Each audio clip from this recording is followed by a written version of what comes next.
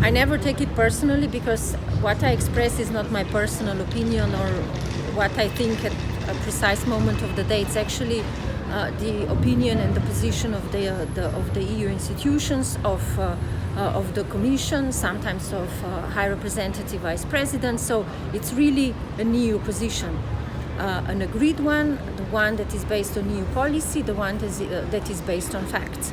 And I react in this sense. So I convey the EU message. I don't take criticism personally, but I also don't engage in long, protracted debates, because what I am here to do is say what the European Union thinks.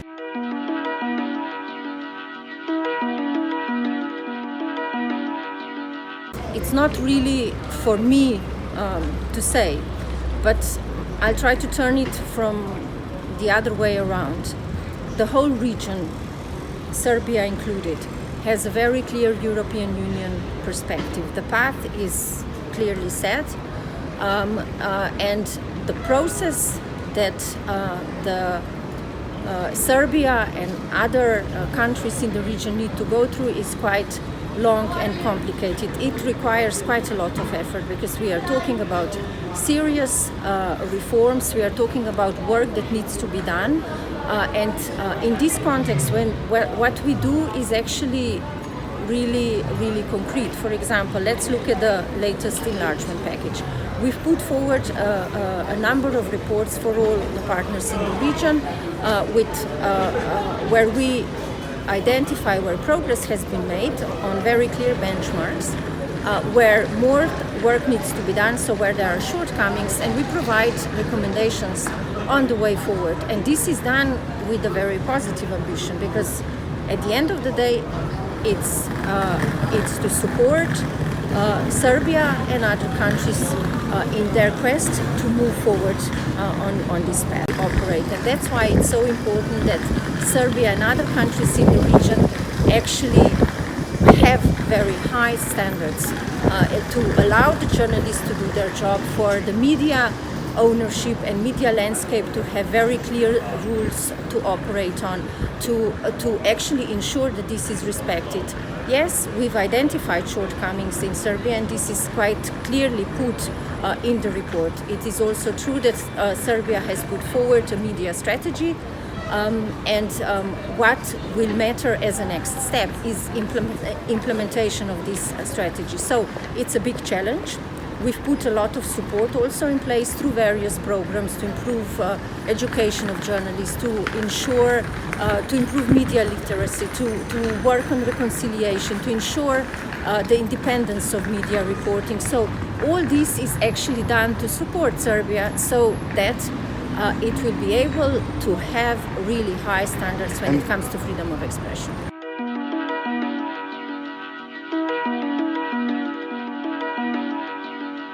Some media in some occasions they do. I think there's still much more that needs to be done by the Serbian authorities and Serbian society, but also by us. So this support will continue, because first of all, as I said, this is one of the key fundamentals when it comes to the European Union. It's one of the obligations and one of the commitments actually in this sense. Our determination is very clearly there to continue to do this work. For example, you're familiar with media days that the EU is regularly organizing, and this is, for example, one of the concrete examples where we bring media professionals, communicators, but also politicians from the region and from Brussels together to discuss these issues in an open and transparent manner, but with a very clear goal of improving the situation.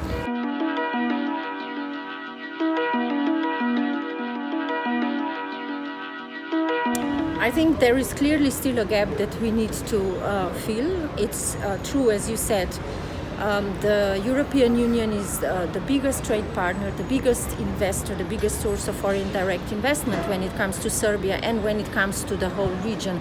And we are not talking about millions, we are talking about billions of euros.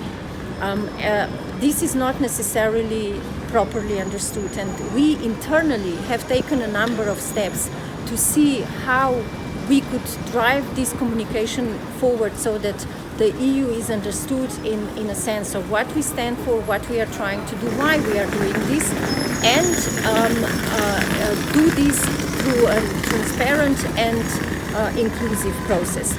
On the other hand, it's also true that the EU integration process is actually a very long process in a sense that it requires serious reforms, and these reforms are not always easy to implement, and sometimes they take time and they need to be properly explained. Ultimately, they are not for the benefit of the EU, they are for the benefit of, for example, Serbian citizens or population at large of the whole region, which is a region that is completely surrounded by the European Union and has the EU perspective.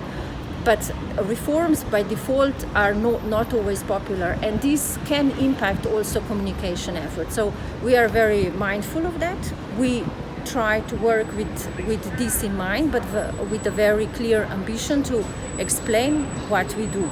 We engage with authorities, we work with the civil society, we work with the media representatives, trying to identify the ways how to move this forward. I think we all need to do more. Us, the communicators, you, the media, but also the authorities.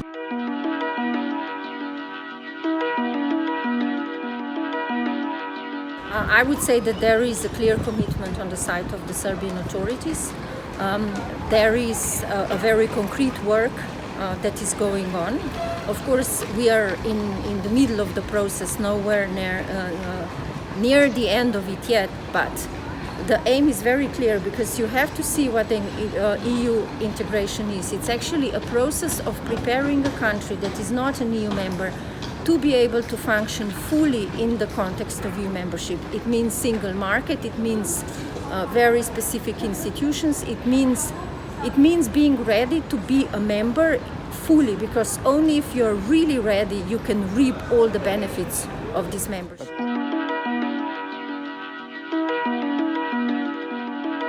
Absolutely, that's the second part of what I wanted to say. It also means that you need to respect the democratic principles of this process that are actually the basis.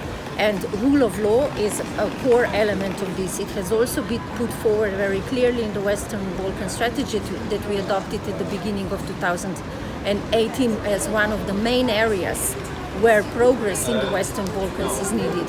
And this will continue to be one of the pillars of our work, and I think rightfully so, because ultimately this is also what the people want. They want independent justice, where justice is served properly. They don't want corruption. It means a lot of things that are very, very concrete challenges, and this is what we are